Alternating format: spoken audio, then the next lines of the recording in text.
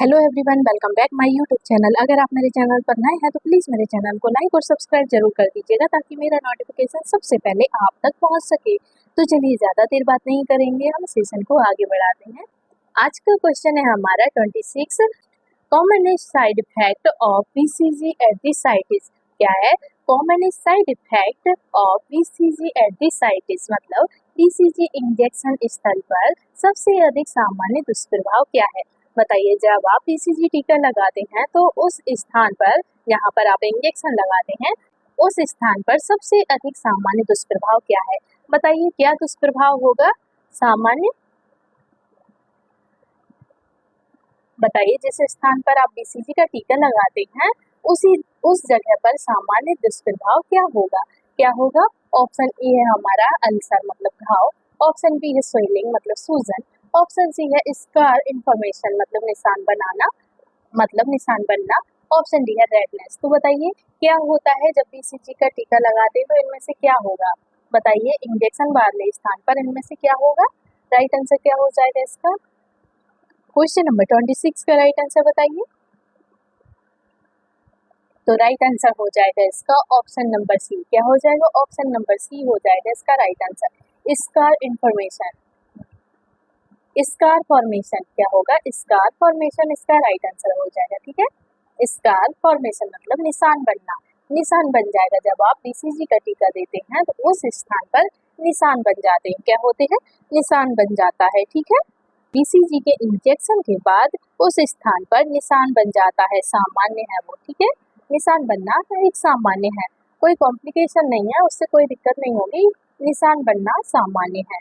तो right answer लगा लीजिए ऑप्शन नंबर सी। चलिए नेक्स्ट क्वेश्चन पर मूव ऑन करते हैं। क्वेश्चन नंबर आता है 27 क्वेश्चन है हमारा। Which safety practice should not be done during injection? क्या है? Which safety practice should not be done during injection? मतलब इंजेक्शन देते समय कौन सी सुरक्षा प्रक्रिया नहीं करनी चाहिए?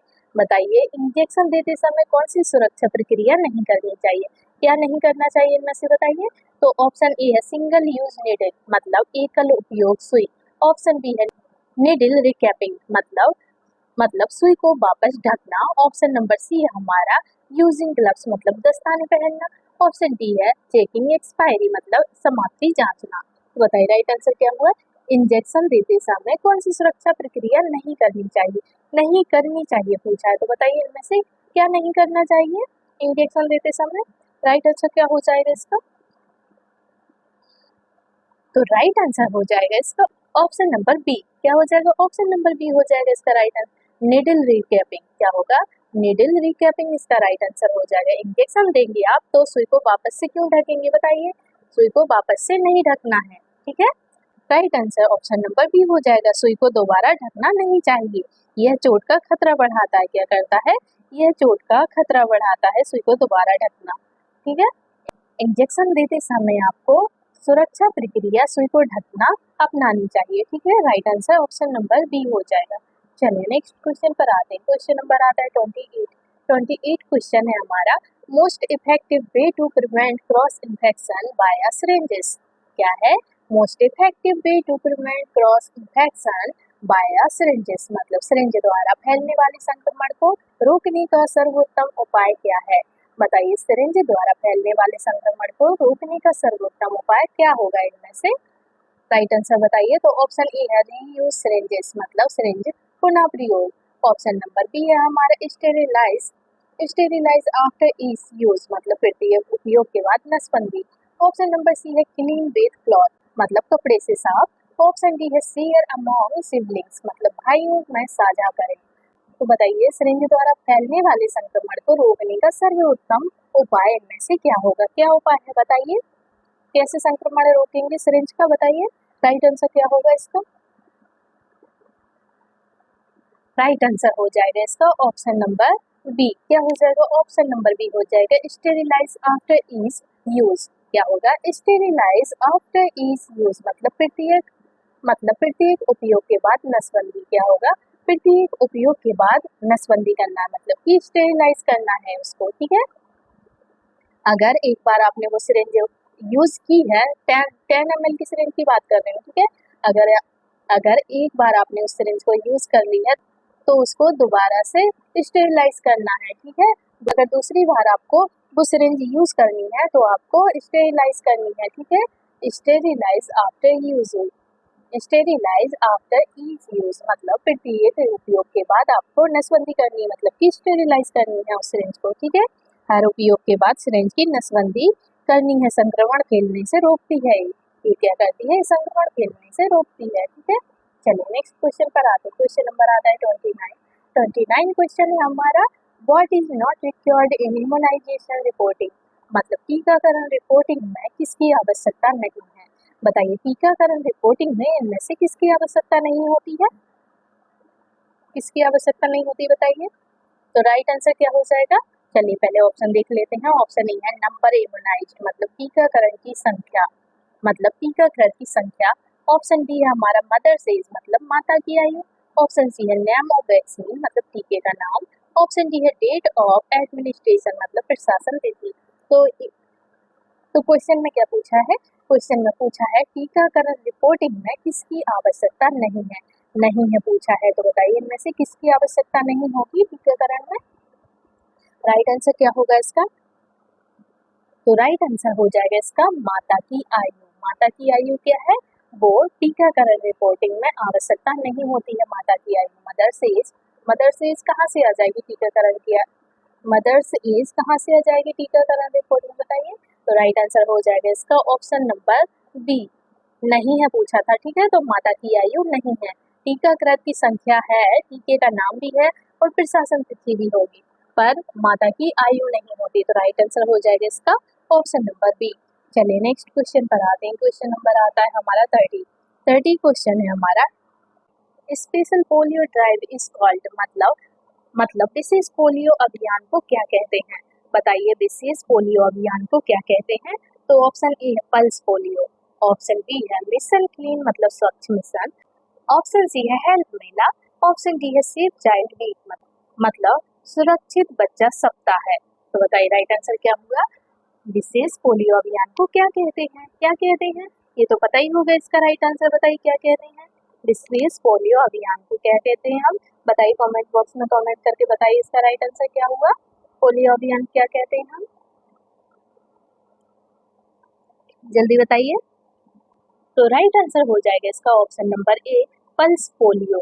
क्या होगा, पल्स पोलियो अभियान कहते हैं उसको, ठीक है। विशेष पोलियो अभियान को हम पल्स पोलियो अभियान कहते हैं, पल्स पोलियो अभियान कहते हैं, ठीक है। Right answer option number A हो जाएगा। चलिए नेक्स्ट क्वेश्चन पर आते हैं। क्वेश्चन नंबर आता है 31 क्वेश्चन है हमारा, immunisation in community health centre क्या है। Immunisation in community health centre मतलब समुदाय में टीकाकरण किसमें मदद करता है। बताइए समुदाय में टीकाकरण किसमें मदद करता है। तो ऑप्शन ए है स्प्रेडिंग डिसीज, मतलब बीमारी फैलाना। ऑप्शन बी है इरेडिकेशन ऑफ डिसीज, मतलब बीमारी समाप्त करना। ऑप्शन सी है वीकनिंग चिल्ड्रन, मतलब बच्चों को कमजोर बनाना। ऑप्शन डी है कॉजिंग एलर्जी, मतलब एलर्जी उत्पन्न करना। तो बताइए समुदाय में टीकाकरण किसमें मदद करता है, किसमें मदद करता है, राइट आंसर बताइए। क्वेश्चन नंबर 31 का राइट आंसर बताइए क्या हो जाएगा। राइट आंसर हो जाएगा इसका ऑप्शन नंबर बी। क्या हो जाएगा, ऑप्शन नंबर बी हो जाएगा इसका करेक्ट आंसर। बीमारी समाप्त करना क्या होगा, इम्यूनाइजेशन। समुदाय में टीकाकरण बीमारी को समाप्त करने में मदद करता है, मतलब इरेडिकेशन ऑफ डिसीज। क्या होगा, इरेडिकेशन ऑफ डिसीज मतलब बीमारी को समाप्त करना, इसका राइट आंसर हो जाएगा, ठीक है। समुदाय में टीकाकरण का उद्देश्य बीमारियों का उन्मूलन है। ओके, राइट आंसर हो जाएगा ऑप्शन नंबर बी। चलिए नेक्स्ट क्वेश्चन पर आते हैं। क्वेश्चन नंबर आता है 32 क्वेश्चन है हमारा, what is not a method of vaccine administration, मतलब टीका देने की विधि कौन सी नहीं है। बताइए इनमें से टीका देने की विधि इनमें से कौन सी नहीं है। तो ऑप्शन ए है ओरल, मतलब मौखिक। ऑप्शन बी है इंजेक्शन। ऑप्शन सी है इनहेलेशन। ऑप्शन डी है मसाज। तो बताइए क्या हुआ, टीका देने की विधि इनमें से कौन सी नहीं है, कौन सी नहीं है बताइए। राइट आंसर इसका भी आपको पता चल गया होगा, तो बताइए राइट आंसर क्या हो जाएगा, जल्दी बताइए इसका राइट आंसर क्या हुआ। टीका देने की इनमें से कौन सी विधि नहीं है, नहीं है पूछिए, ठीक है। बताइए कौन सी नहीं है। तो मालिश नहीं है। कौन सी नहीं है? मालिश नहीं है। ठीक है, मालिश में टीकाकरण का क्या संबंध है? ठीक है, मालिश नहीं करते हैं टीकाकरण में। ठीक है, राइट आंसर हो जाएगा ऑप्शन नंबर डी। चलिए नेक्स्ट क्वेश्चन पर मूव ऑन करते हैं। क्वेश्चन नंबर आता है हमारा 33 क्वेश्चन है हमारा।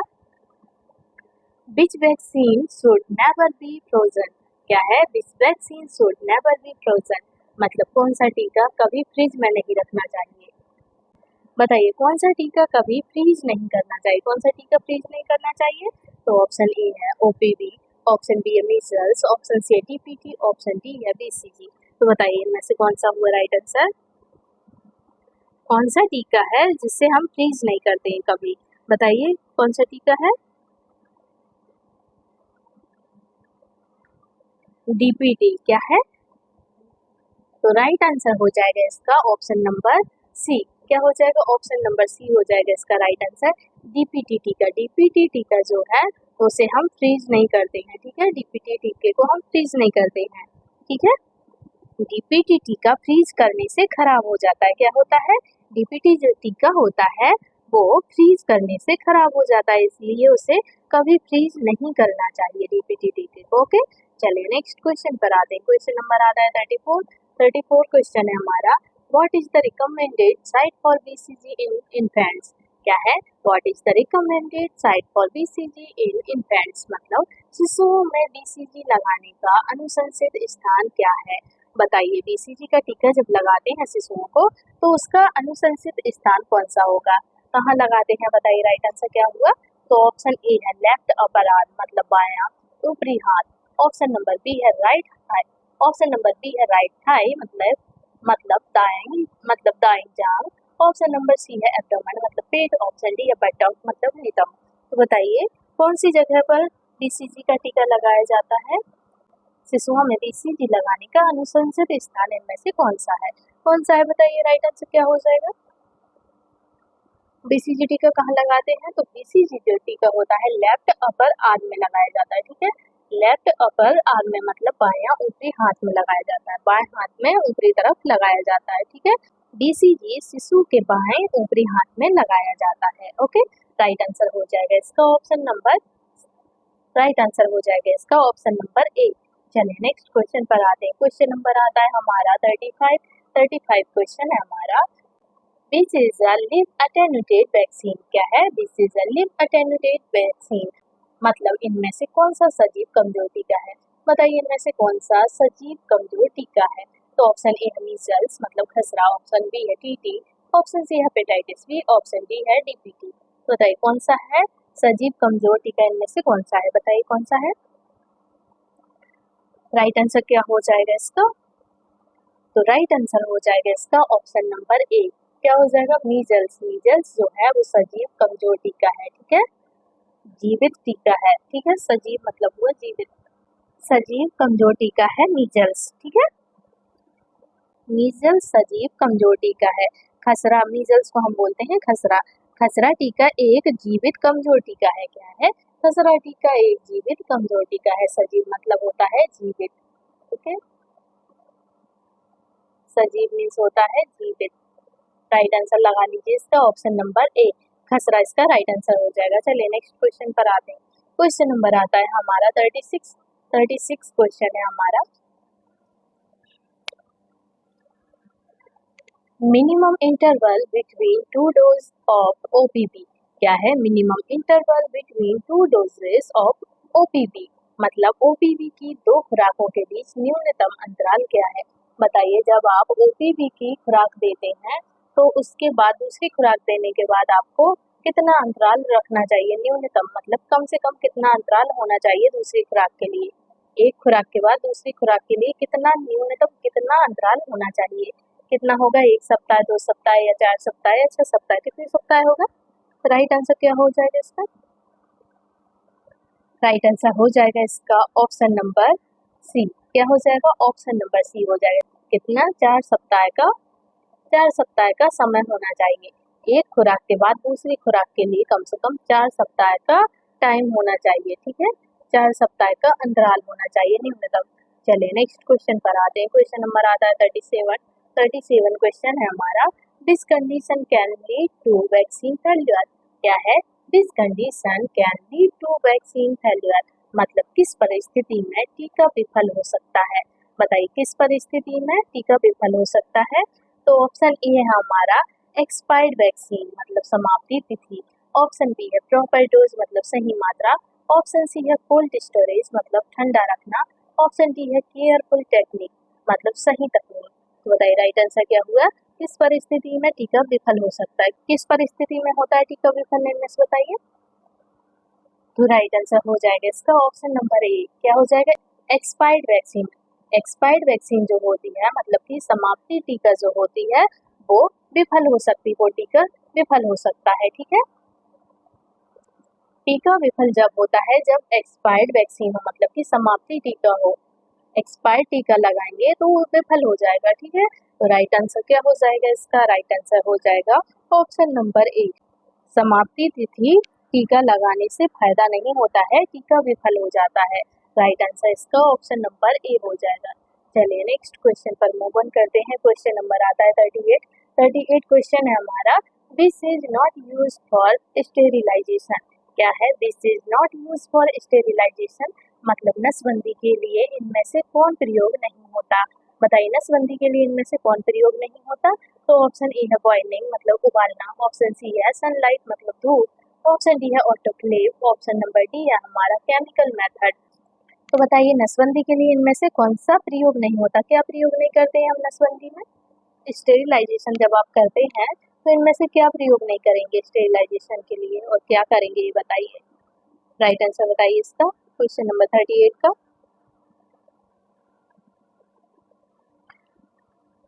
तो राइट आंसर क्या हो जाएगा इसका? राइट आंसर हो जाएगा इसका सनलाइट, मतलब कि धूप। धूप में हम स्टेरिलाइजेशन नहीं करते हैं। ठीक है, धूप में नसबंदी करते हैं क्या? नहीं करते। उबालना हो सकता है, ऑटोक्लेव तो होता ही है, रासायनिक विधि भी होती है, पर धूप नहीं होती। ठीक है, धूप में स्टेरिलाइज नहीं करते हैं। ओके, तो राइट आंसर हो जाएगा इसका ऑप्शन नंबर बी। चलिए नेक्स्ट क्वेश्चन पर आते हैं। क्वेश्चन नंबर आता है 39 क्वेश्चन है हमारा। After needle stick injury what should be reported.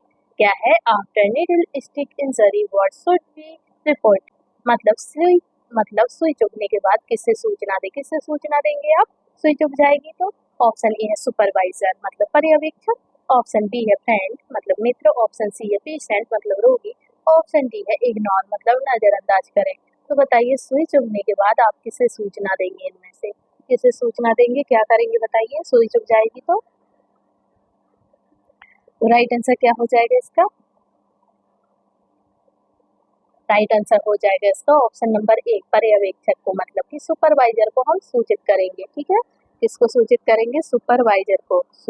Supervisor जो होंगे उनको सूचना देंगे। सुई चुभने पर तुरंत पर्यवेक्षक को सूचित करना चाहिए। ठीक है, ना ही मित्र को, ना ही रोगी को, ना ही नजरअंदाज करना है आपको। ठीक है, राइट आंसर बताइए क्या हो जाएगा इसका? नहीं, तो राइट आंसर लगा लीजिए इसका ऑप्शन नंबर ए। चले नेक्स्ट क्वेश्चन पर मूव ऑन करते हैं। क्वेश्चन नंबर आता है 40 क्वेश्चन है हमारा। Which vaccine prevents neonatal tetanus. क्या है? Which vaccine prevent neonatal tetanus, मतलब नवजात टेटनस। मतलब नवजात टेटनस किस टीके से रोका जाता है? बताइए नवजात में टेटनस किस टीके से रोका जाता है? तो ऑप्शन ए है BCG, ऑप्शन बी है TT, ऑप्शन नंबर सी है DPT, ऑप्शन नंबर डी है हमारा मीजल्स। बताइए नवजात में टिटनेस किस टीके से रोका जाता है? किस टीके से रोका जाता है? राइट आंसर बताइए इसका। करेक्ट आंसर क्या हो जाएगा? तो टिटनेस का जो टीका होता है वो TT होता है। TT टीके से रोका जाता है। नवजात में टिटनेस TT टीके से रोका जाता है। ठीक है, राइट आंसर हो जाएगा ऑप्शन नंबर बी। चलिए नेक्स्ट क्वेश्चन पर आते हैं। क्वेश्चन नंबर आता है 41 क्वेश्चन है हमारा। Immunisation register records. क्या है? इम्यूनाइजेशन रजिस्टर रिकॉर्ड्स, मतलब टीकाकरण रजिस्टर में क्या दर्ज किया जाता है? बताइए टीकाकरण रजिस्टर में क्या दर्ज किया जाता है? तो ऑप्शन ए है पेशेंट हॉबीज, मतलब रोगी के शौक। ऑप्शन बी है वैक्सीन डिटेल्स, मतलब टीके का विवरण। ऑप्शन सी है बिल्डिंग नंबर, मतलब भवन क्रमांक। ऑप्शन डी है स्टाफ सैलरी, मतलब कर्मचारी वेतन। तो बताइए टीकाकरण रजिस्टर में क्या दर्ज किया जाता है, क्या दर्ज करते हैं टीकाकरण रजिस्टर में? राइट आंसर क्या होगा इसका? टीकाकरण रजिस्टर में क्या करते हैं हम? टीके का विवरण करते हैं, मतलब कि वैक्सीन डिटेल्स। क्या क्या दर्ज करते हैं? वैक्सीन डिटेल्स, मतलब टीके का विवरण लिखते हैं। टीकाकरण रजिस्टर में टीके का विवरण दर्ज करते हैं। ओके, टीके का विवरण दर्ज करते हैं। टीकाकरण रजिस्टर में टीके का पूरा विवरण रहता है, ठीक है, टीके की सारी डिटेल्स होती है।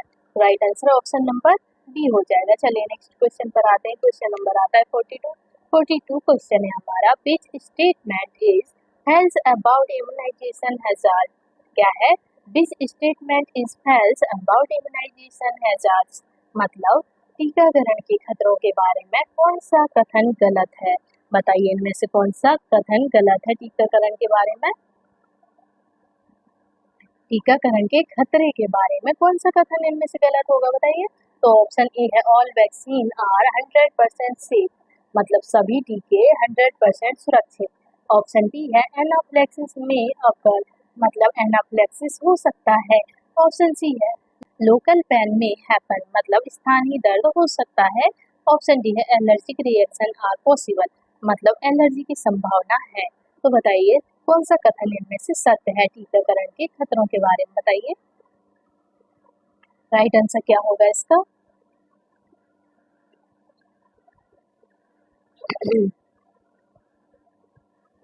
क्वेश्चन नंबर 42 का राइट आंसर क्या हो जाएगा? राइट आंसर हो जाएगा इसका ऑप्शन नंबर ए। क्या हो जाएगा? ऑप्शन नंबर ए हो जाएगा ऑल वैक्सीन्स आर 100% सेफ। क्या होगी? ऑल वैक्सीन आर 100% सेफ, मतलब सभी टीके 100% सुरक्षित। ये कथन इसका गलत है, ठीक है, ये कथन इसका गलत है। सभी टीके सुरक्षित है 100%, ये गलत है। सभी टीके 100% सुरक्षित नहीं होते। क्या होते हैं? सभी टीके 100% सुरक्षित नहीं होते, दुष्प्रभाव कभी कभी हो सकते हैं, ठीक है, टीके के दुष्प्रभाव हो सकते हैं। तो इसलिए इसका राइट आंसर क्या हो जाएगा? Option number A. ये क्या है? गलत है, ये कथन गलत है इसका। चलिए नेक्स्ट क्वेश्चन पर आते हैं। क्वेश्चन नंबर आता है 43 क्वेश्चन है हमारा, what is not a vaccine precaution? क्या है? What is not a vaccine precaution, मतलब इनमें से कौन सा टीका देते समय सावधानी नहीं है? बताइए इनमें से कौन सा टीका देते समय सावधानी नहीं है? ऑप्शन ए चेक एक्सपायरी, मतलब समाप्ति जांच। ऑप्शन बी है वॉश हैंड्स, मतलब हाथ धोए। ऑप्शन सी है इग्नोर कंट्रा इंडिकेशंस, मतलब मतभेद अनदेखा करें। ऑप्शन नंबर डी है यूज न्यू नीडल, मतलब नई सुई प्रयोग करें। तो बताइए इनमें से कौन सा टीका देते समय सावधानी नहीं है? सावधानी नहीं है पूछा है नहीं पूछी, ठीक है, सावधानी कौन सी नहीं है इनमें? राइट आंसर क्या हुआ इसका? क्वेश्चन नंबर 43 का राइट आंसर बताइए। तो राइट आंसर हो जाएगा इसका, तो राइट आंसर हो जाएगा इसका ऑप्शन नंबर सी, इग्नोर कंट्रा इंडिकेशंस। क्या है? इग्नोर कंट्रा इंडिकेशंस, मतलब मतभेद अनदेखा करें। क्या है? मतभेद अनदेखा करें, इसका राइट आंसर हो जाएगा, ठीक है। मतभेद अनदेखा करना गलत है। टीका देने से पहले मतभेद अवश्य जांचें। क्या करना है? टीका देने से पहले आपको मतभेद अवश्य जांचना है, ठीक है। तो right answer option number C हो जाएगा इसका। चलिए नेक्स्ट क्वेश्चन पर आते हैं। क्वेश्चन नंबर आता है 44 क्वेश्चन है हमारा, which vaccine requires cold chain maintenance? क्या है? Which vaccine requires cold chain maintenance, मतलब किस टीके के लिए कोल्ड चेन आवश्यक है? अब बताइए इनमें से किस टीके के लिए कोल्ड चेन आवश्यक है? तो ऑप्शन ए है ऑल वैक्सीन्स, मतलब सभी टीके। ऑप्शन बी है ओनली बीसीजी, मतलब सिर्फ बीसीजी। ऑप्शन सी है ओनली डीपीटी, मतलब सिर्फ डीपीटी। ऑप्शन डी है नॉन, मतलब कोई नहीं। तो बताइए किस टीके के लिए कोल्ड चेन आवश्यक है? किस टीके के लिए है कोल्ड चेन आवश्यक? बताइए राइट आंसर क्या हो जाएगा इसका? राइट आंसर हो जाएगा इसका option number A, all vaccines, मतलब सभी टीके के लिए कोल्ड चेन आवश्यक है, ठीक है, सभी टीके के लिए कोल्ड चेन आवश्यक है। चलिए नेक्स्ट क्वेश्चन पर आते हैं। क्वेश्चन नंबर आता है हमारा 45 क्वेश्चन है हमारा, most common complication of improper vaccine storage क्या है? Most common complication of improper vaccine storage मतलब टीका ठीक से ना रखने पर सबसे सामान्य समस्या क्या होगी? बताइए, टीका ठीक से ना रखने पर सबसे सामान्य समस्या क्या होगी? तो ऑप्शन ए है वैक्सीन फेलियर मतलब टीका विफलता। ऑप्शन बी है चाइल्ड ओबेसिटी मतलब बच्चा मोटापा। ऑप्शन सी है डिहाइड्रेशन मतलब निर्जलीकरण। ऑप्शन डी है हाई फीवर मतलब तेज बुखार। तो बताइए, टीका ठीक से ना रखने पर सबसे सामान्य समस्या क्या होती है? क्या होगी सबसे सामान्य समस्या? अगर आप टीके को सही से नहीं रखेंगे, ध्यान से नहीं रखेंगे, तो सबसे सामान्य समस्या इनमें से क्या होगी? क्या होगी बताइए? क्या हो जाएगा? राइट आंसर क्या हो जाएगा? राइट आंसर हो जाएगा इसका ऑप्शन नंबर, क्या हो जाएगा? ऑप्शन नंबर ए हो जाएगा इसका राइट आंसर, टीका विफलता। अगर टीका ठीक से नहीं रखेंगे आप, तो उसकी सामान्य समस्या होगी टीका विफलता मतलब कि टीका काम ही नहीं करेगा, वैक्सीन फेल्यूर, वैक्सीन फेल हो जाएगी। ठीक है, तो जो भी आप टीका दे रहे हैं वो असर नहीं करेगा, टीका ठीक से ना रखने पर वह असरदार नहीं रहेगा। ठीक है, विफल हो सकता है। तो right answer option number A हो जाएगा। चलिए नेक्स्ट क्वेश्चन पर आते हैं। क्वेश्चन नंबर आता है 46 क्वेश्चन है हमारा। This report is essential for immunisation coverage क्या है? This report is essential for immunisation coverage मतलब टीकाकरण कवरेज के लिए आवश्यक रिपोर्ट कौन सी है? बताइए, टीकाकरण कवरेज के लिए आवश्यक रिपोर्ट इनमें से कौन सी है? ऑप्शन ए है इम्यूनाइजेशन रजिस्टर मतलब टीकाकरण रजिस्टर। ऑप्शन बी है बर्थ रजिस्टर मतलब जन्म register. Option C health camp list मतलब स्वास्थ्य शिविर सूची। ऑप्शन डी है स्टाफ लिस्ट मतलब स्टाफ सूची। बताइए राइट आंसर क्या होगा इसका? टीकाकरण कवरेज के लिए आवश्यक रिपोर्ट इनमें से कौन सी है? कौन सी है बताइए? तो राइट आंसर हो जाएगा इसका ऑप्शन नंबर ए। क्या हो जाएगा? ऑप्शन नंबर ए हो जाएगा इसका राइट आंसर। इम्यूनाइजेशन रजिस्टर क्या होगा? इम्यूनाइजेशन रजिस्टर इसका राइट आंसर हो जाएगा। ठीक है, टीकाकरण रजिस्टर कवरेज का सही हिसाब रखने के लिए अनिवार्य है। ठीक है, टीकाकरण रजिस्टर कवरेज का सही हिसाब रखने के लिए अनिवार्य है। राइट आंसर इसका ऑप्शन नंबर ए हो जाएगा। चलिए नेक्स्ट क्वेश्चन पर आते हैं। क्वेश्चन नंबर आता है 47 क्वेश्चन है हमारा। This is not a method of sterilisation क्या है? This is not a method of sterilisation मतलब नसबंदी की विधि नहीं है। बताइए, इनमें से नसबंदी की विधि कौन सी नहीं है? तो ऑप्शन ए है इंसिनेशन मतलब जला देना। ऑप्शन बी है सन ड्राइंग मतलब धूप सुखाना। ऑप्शन नंबर सी है हमारा केमिकल। ऑप्शन नंबर डी है ऑटोक्लेव। बताइए क्या हुआ राइट आंसर? राइट आंसर हो जाएगा इसका ऑप्शन नंबर बी। क्या हो जाएगा? धूप में सुखाना इसका नसबंदी नहीं है, नसबंदी की विधि धूप में सुखाना नहीं है। राइट आंसर हो जाएगा इसका ऑप्शन नंबर बी। क्या हो जाएगा? ऑप्शन नंबर बी हो जाएगा। धूप में सुखाना पूरी नसबंदी नहीं करता। ठीक है, धूप में सुखाना पूरी नसबंदी नहीं करता है। Right answer option number B हो जाएगा। चलिए नेक्स्ट क्वेश्चन पर आते हैं। क्वेश्चन नंबर आता है 48 क्वेश्चन है हमारा। वैक्सीन बायल मॉनिटर मतलब बीबीएम टेल्स अबाउट। बीबीएम का मतलब होता है वैक्सीन बायल मॉनिटर। ठीक है, बीबीएम का फुल फॉर्म लिख लीजिए, वैक्सीन बायल मॉनिटर, एम से मॉनिटर, टेल्स अबाउट। बताइए वैक्सीन बायल मॉनिटर किसके बारे में बताता है? किसके बारे में बताता है वैक्सीन बायल मॉनिटर? तो ऑप्शन ए है पोटेंसी मतलब शक्ति। ऑप्शन बी है एक्सपायरी मतलब समाप्ति। ऑप्शन सी है कंटेमिनेशन मतलब दूषण।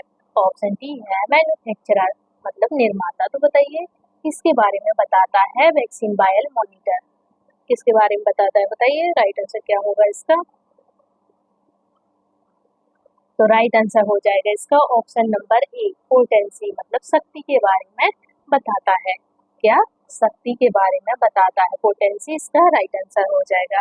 वैक्सीन बायल मॉनिटर मतलब कि बीबीएम टीके की शक्ति की स्थिति दिखाता है। क्या करता है? टीके की शक्ति की स्थिति दिखाता है बीबीएम। ठीक है, चलिए नेक्स्ट क्वेश्चन पर आते हैं। क्वेश्चन नंबर आता है 49 क्वेश्चन है हमारा।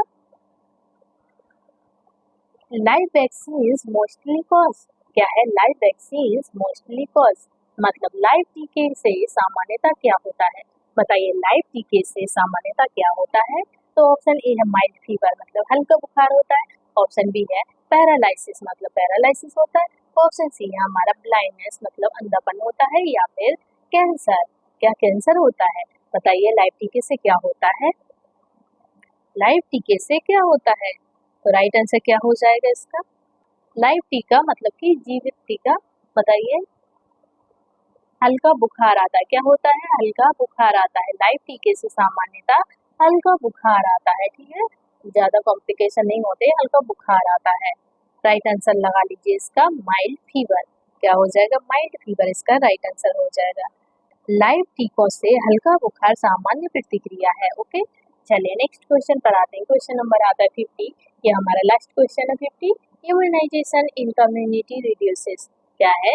Immunisation in community reduces. Immunisation in community reduces मतलब समुदाय में टीकाकरण से क्या घटता है? बताइए समुदाय में टीकाकरण से क्या घटता है? तो ऑप्शन ए है डिसीज बर्डन, डिसीज बर्डन मतलब बीमारी भार। ऑप्शन बी है न्यूट्रिशन मतलब पोषण। ऑप्शन सी है वाटर इनटेक मतलब पानी सेवन। ऑप्शन नंबर डी है हमारा हाइट मतलब ऊंचाई। बताइए राइट आंसर क्या होगा? समुदाय में टीकाकरण से क्या घटता है? क्या घटता है? तो राइट आंसर हो जाएगा इसका option number A disease burden. क्या होगा? डिसीज बर्डन मतलब कि बीमारी भार कम होता है, बीमारी भार घटता है। समुदाय में टीकाकरण से बीमारी भार घटता है, ठीक है। क्या होता है? बीमारी भार घटता है। समुदाय में टीकाकरण से बीमारियों की कुल मात्रा घटती है। क्या होती है? समुदाय में टीकाकरण से बीमारियों की कुल मात्रा घटती है। राइट आंसर इसका ऑप्शन नंबर ए हो जाएगा। तो फ्रेंड्स ये थे हमारे आज के क्वेश्चन। अगर आपको मेरा वीडियो अच्छा लगा हो तो प्लीज़ मेरे वीडियो को like, comment, share and subscribe जरूर कीजिएगा, ताकि मेरा मोटिवेशन बढ़ता रहे और मैं आप लोगों के लिए आगे भी ऐसे ही वीडियो लाती रहूँ। तो चलिए मिलते हैं हम आपसे नेक्स्ट वीडियो में। तब तक के लिए आप अपना ख्याल रखिएगा। Bye bye and take care.